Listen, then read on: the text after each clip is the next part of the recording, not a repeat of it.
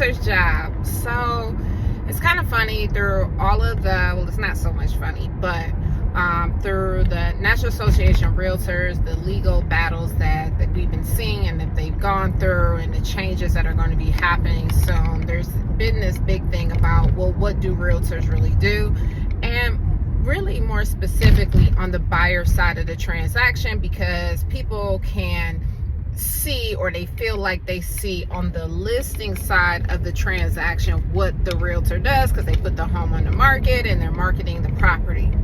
What a lot of people don't realize, that it's usually on the buyer side of the transaction where most of the work is happening. They actually do more work than on the listing side. If you're a real estate agent, we always hear trainers and coaches, and they're saying listings offers leverage. That's because you could be on vacation and have a listing and it can sell, because the buyer's agent is out in the streets talking to their clients and showing them the property and doing all the work. I actually want to give an example of what a buyer's agent does. There's no doubt in any transaction that sometimes there's deals that are super easy, right? We can look at it in any industry. You go to the doctor, there's some patients that require a lot of work, some patients that are in or out. Same thing with an attorney. Some cases are open and shut, get out of there, while other cases can take months to do. Real estate is kind of that same thing.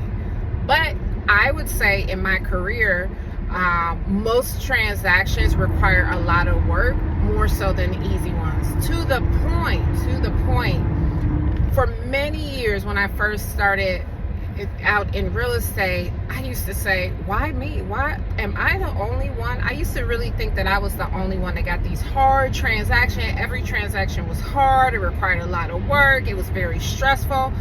And then I finally realized that that is the business. That is absolutely the business, that I shouldn't be seeking for a normal transaction. That was the normal transaction. It wasn't as normal to have a smooth transaction. Buyers just do not feel that pressure oftentimes, because the real estate agent, in most cases, is doing the work to resolve any open issues on the back end without the buyer even knowing about it. Because if the buyer knew about some of the level of pettiness that goes on, unprofessionalism that goes on, changes in contracts, or obviously we would tell them what's going on with changes in contract, but all of the little things that's happening behind the scenes, buyers would not buy a house, because it would just have them too nervous to really move forward. So I want to give an example of a transaction that we had just closed. We were working with this family who had been looking for a property for months. They actually had another realtor prior to us that basically even just quit on them. They were a rather large family with a smaller, not super small, over 200, but under 300 budget. But if you've been looking in the market, like that 250-ish price point is like really a first-time home buyer price point, and it's really hard to lock in and get a property at that price point right now. So large family, just trying to find the perfect home for their family. And so after months of showing them houses, months of putting and writing in multiple offers and negotiating those offers to not win those offers, we finally locked in a deal for them. We find the perfect home, and so many would think smooth sailing from that point on. And that is not the case, right?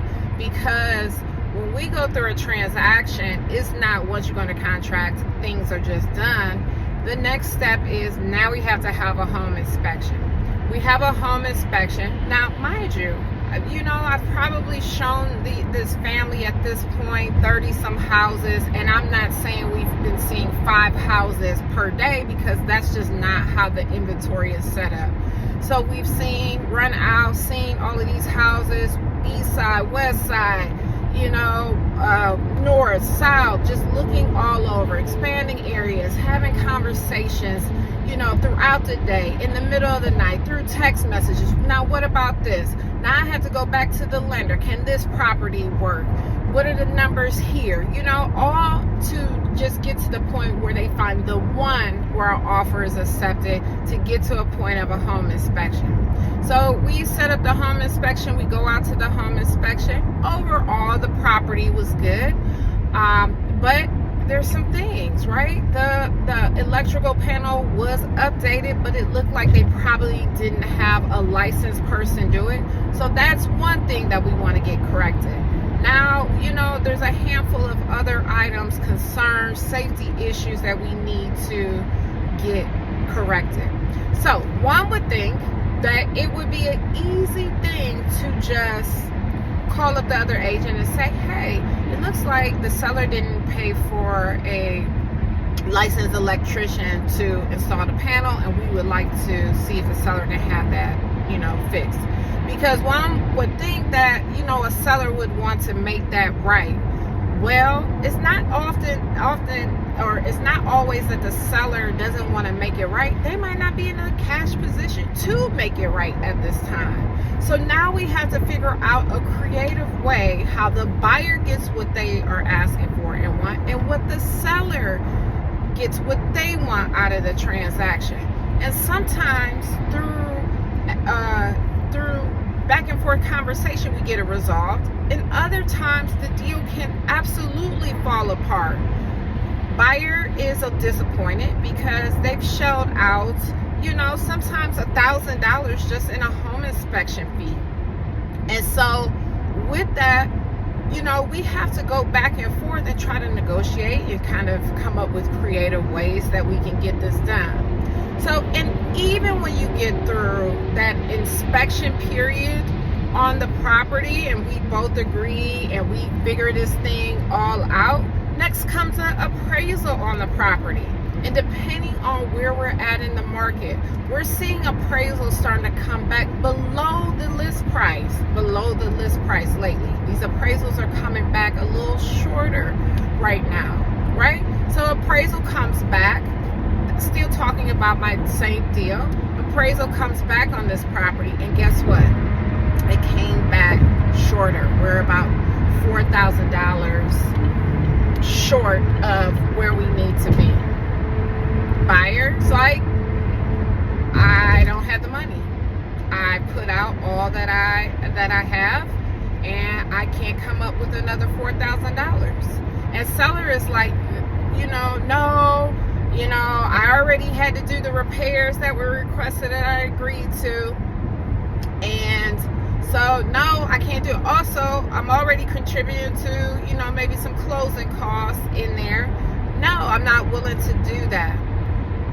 But an agent does not stop there. That buyer's agent and seller's agent, we're working to get this done. And now when I say daily conversations around how can we fix this? What can we do? Where can we get the money from? Going back to the lender again, is there any other credits or anything over there that we can get? What can we do? And we just continue to try to work through and negotiate the deal. Now, listening to this, you're like, this still doesn't warrant, buyer's agent or seller's agent getting the paychecks that they get for this. This is crazy. But why not? You don't argue this when an attorney goes to court and they tell you, I charge $200 an hour, for this. You don't do that. Or when the bill comes back and it's, a $10,000 bill from your attorney, and guess what? You had to do a lot of the research in order to win your own case.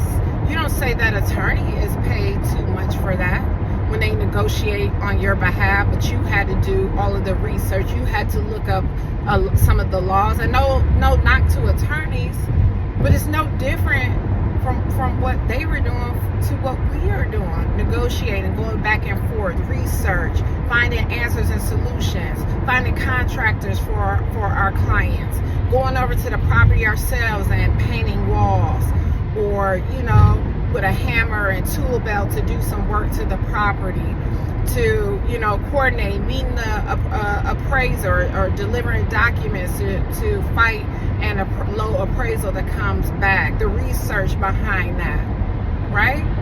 So why shouldn't realtors get paid for these services the way that they should get paid, the way that an attorney gets paid, the way that a doctor gets paid in there? We're all doing a high level of work and service